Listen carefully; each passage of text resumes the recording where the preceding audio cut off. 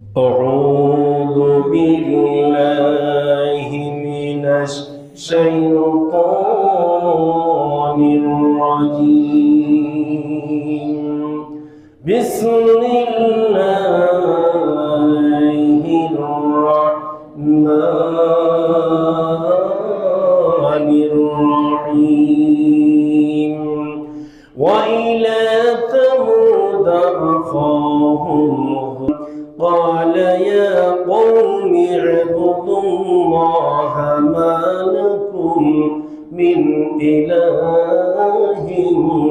غيره هو أنشأكم من الأرض واستعمركم فيها فاستغفروه ثم توبوا إليه إن ربي قريب مجيب. আল্লাহ রাব্বুল আলামিন তার পয়গম্বর হযরত সালেহ আলাইহিস সালাতু ওয়াস সালামকে প্রেরণ করলেন, আল্লাহ নবী বানিয়ে পাঠিয়ে দিলেন। সেই জাতির নাম হচ্ছে সামুদ জাতি। আর এই সামুদ জাতির জন্য আল্লাহ রাব্বুল আলামিন হযরত সালেহ আলাইহিস সালাতু ওয়াস সালামকে পয়গম্বর স্বরূপ পাঠালেন।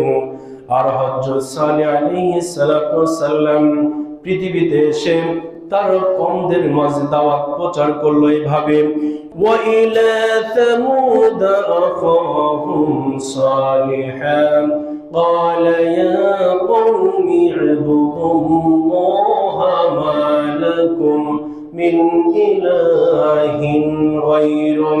আল্লাহ রাব্বুল আলামিন বলেন, আমি সামুদ জাতির নিকট তাদের ভাই সালেহ আলাইহিস সালাতু ওয়াস সালামকে নবী রূপে প্রেরণ করলাম। সে বলল, হে আমার কওম, তোমরা আল্লাহর ইবাদত করো, তিনি ছাড়া কেউ তোমাদের মাবুদ নাই। তোমরা দুনিয়াতে ভালো আমল করো, সৎ আমল করো, আল্লাহ রাব্বুল আলামিনকে রব বলে স্বীকার করো। আর তার পয়গম্বর সালেহ আলাইহিস সালাতু ওয়াস সালামকে নবী বলে তোমরা স্বীকার করো। তার কওমরা সামুদ জাতি বলল, আমরা বিশ্বাস করব একটি কাজ করলে, সেটা হচ্ছে আমাদের মাঝে আপনাকে একটা পরীক্ষা দিতে হবে, আর পরীক্ষাতে যদি উত্তীর্ণ হন তাহলে আমরা আপনাকে নবী বলে স্বীকার করে আমরা কালিমা পড়ব, ঈমান আনব, আমরা কথা দিলাম। তখন সালেহ আলাইহিস সালাতু ওয়াস সালাম বললেন, হে আমার কওম, তোমরা বলো কি পরীক্ষা আমার নিতে চাও বলো। তো বলতেছেন, ওই যে বিশাল বড় একটা পাহাড় দেখা যায়, পাথরের পাহাড়, এই পাহাড় ভেদ করে একটা 10 মাসের গর্ভধারিণী উট বের করতে হবে, এবং শুধু বের করলে চলবে না, ওই উট পাহাড় থেকে বের হয়ে সন্তান প্রসব করবে, অর্থাৎ বাচ্চা দিবে। আর ওই বাচ্চা দেওয়ার পরে ওই উটের স্তন থেকে আমরা দুধ দহন করে খাবো। খাওয়ার পরে আমরা যখন দেখবো এটা সত্য, তখন আমরা তোমার উপরে ঈমান আনবো, তোমার আল্লাহর উপরে ঈমান আনবো। এই কথা যখন বলল, হযরত সালেহ আলাইহিস সালাতু ওয়াস সালাম আল্লাহকে ডেকে বলল, আল্লাহ, আমার কওম সামুদ জাতি আমাকে এই পরীক্ষা নিতে চাই। ওই যে পাথরের বিশাল একটি পাহাড় দেখা যায়, ওই পাহাড়ের মধ্য থেকে একটা গর্ভধারিণী উট বের করতে হবে। আর ওই গর্ভধারিণী উট পাহাড় থেকে বেরিয়ে এসে এদের সম্মুখে বাচ্চা প্রসব করবে। আর ওই বাচ্চা প্রসব করার পরে ওই উটনির স্তন থেকে দুধ দহন করে খাবে। আর খাওয়ার পরে তারা তোমার উপরে বিশ্বাস স্থাপন করবে, আমাকে নবী বলে স্বীকার করবে, তোমাকে রব বলে স্বীকার করবে। আল্লাহ রাব্বুল আলামিন বললেন, হে আমার পয়গম্বর সালেহ, তোমার টেনশন করার কোনো কারণ নাই, তুমি চিন্তিত হও না। তোমার কওম সামুদ জাতিকে প্রস্তুতি নিতে বলো, আমি আল্লাহ রাব্বুল আলামিন ওই পাহাড় থেকে এই মুহূর্তে গর্ভধারিণী 10 মাসে উটনি বের করে দিব। জোরে বলি সুবহানাল্লাহ।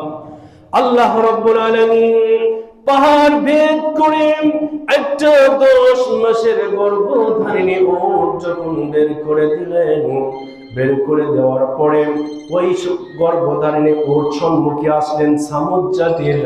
আসার পরে ওই উট সন্তান প্রসব করলো, অর্থাৎ বাচ্চা প্রসব করলো। আর বাচ্চা প্রসব করার পরে ওই সামুদ জাতি বলল, হে সালেহ, আমরা ওই উটের স্তন থেকে দুধ দহন করে খাবো। তারা কি করলেন? পয়গম্বর সালেহ আলাইহিস সালাতু ওয়াস সালাম অনুমতি দিলেন।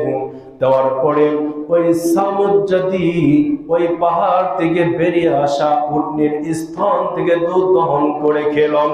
দুধ দহন করে খাওয়ার পরে যখন দেখলো এটা বাস্তব সত্য ঘটনা, তারপরে সালেহ আলাইহিস সালাতু ওয়াস সালাম বললেন, হে আমার কওম সামুদ জাতি, তোমরা তো এবার বিশ্বাস করো, তোমরা যা চেয়েছিলেন আমি তো তাই করে দেখিয়েছি আমার আল্লাহর হুকুম মতন। সুতরাং তোমরা এখন আমার উপরে মানো, আল্লাহকে রব বলে স্বীকার করো। এই কথা যখন বললাম, সামুদ জাতি তখন বলল, হে সালেহ, তোমাকে তো আমরা এতদিন সাধারণ মানুষ মনে করতাম, কিন্তু আজকে দেখলাম তুমি কোনো সাধারণ মানুষ নয়, তুমি হলে অত্যন্ত বড় একটা জাদুকর। জোরে বলে নাউজুবিল্লাহ। কি বললো? তুমি একটা জাদুকর। সালেহ আলাইহিস সালাতু ওয়াস সালামকে বললেন, তুমি একটা জাদুকর। তা যদি না হতো, এই যে পাথরের পাহাড়, আর এই পাথরের পাহাড়ের মধ্য থেকে পাথর ভেদ করে একটা 10 মাসের গর্ভধারিণী উট বের হলো, আর ওই বের হওয়ার পর এখানে বাচ্চা প্রসব করলো, আর ওই তার স্তন থেকে আমরা দুধ দহন করে খেলাম, এটা কোনো সাধারণ কাজ হতে পারে না, এটা হলো তোমার একটা জাদুর খেলা। হে কপাল পোড়া হতভাগা সামুদ জাতি, এটা আমার জাদু নয়, এটা আমার আল্লাহ স্বয়ং তার কুদরতি ক্ষমতায় বের করে দেখিয়েছে। এই কথা যখন বলেন পরে সালেহ আলাইহিস সালাতু ওয়াস সালামের উপর যখন সামুদ জাতি ঈমান আনলো না, হযরত সালেহ বললেন, হে সামুদ জাতি, তোমরা যখন ঈমান আনো নাই ঠিক আছে, কিন্তু এই পাহাড় ভেদ করে আমরা আল্লাহর কুদরতি যে ক্ষমতায় গর্ভধারিণী উট এখানে বের হয়ে সন্তান প্রসব করলাম, আর ওই সন্তান বাচ্চা আর গর্ভধারিণী উট যে মা, অর্থাৎ সন্তান এবং মা, বাচ্চা মা দুইজন এই জমিনের মধ্যে চলাফেরা করবে, খাওয়া দাওয়া করবে, এদের কখনো একটি বার তোমরা আঘাত করতে পারবে না। এই কথা যখন বললাম, এক এক করে ওই উটনি জমিনের মধ্যে চলাফেরা করলো তার বাচ্চাকে নিয়ে। আর ওইখানে একটা কুয়া ছিল, কুয়া থেকে পানি খেত, আর ওই পানি খাওয়ার কারণে সামুদ জাতি রাগান্বিত হয়ে গেল। সামুদ জাতি এসে বলে, হে সালেহ, তোমার আল্লাহর কুদরতি যে উটটা তুমি দাবি করো, এই উটটা আমাদের কুয়ার পানি খেয়ে খেয়ে কুয়ার পানি শেষ করে দেয়, সুতরাং আমাদের জন্য কষ্ট হয়ে যায় পানির, তোমার উটকে আমরা মেরে ফেলব। সালেহ বললেন, তোমাদের সঙ্গে আমি একটা সূরা করব, তারপরেও তুমি আল্লাহর প্রদত্ত আল্লাহর কুদরতির ওই উটকে ক্ষতি করতে পারবে না। এই সূরা হলো, একদিন সারাদিন তোমাদের আল্লাহর দেওয়া ওই উটের স্তন থেকে দুধ দেওয়া হবে, ওই পানির বদলাতে পুরো একদিন তোমরা দুধ পান করবে, আর ওই দিন আল্লাহর কুদরতি এই উট কুয়ার পানি খাবে। আর একদিন তোমরা এই কুয়ার পানি খাবে, সেই দিন আল্লাহর কুদরতি উট ওই কুয়ার পানি খাবে না। এই ঘোষণা যখন দিল, একদিন 2 দিন চলে যায়, তারপরেও সামুদ জাতির মধ্যে শয়তানি দূর হয় না। তারা কি করলেন?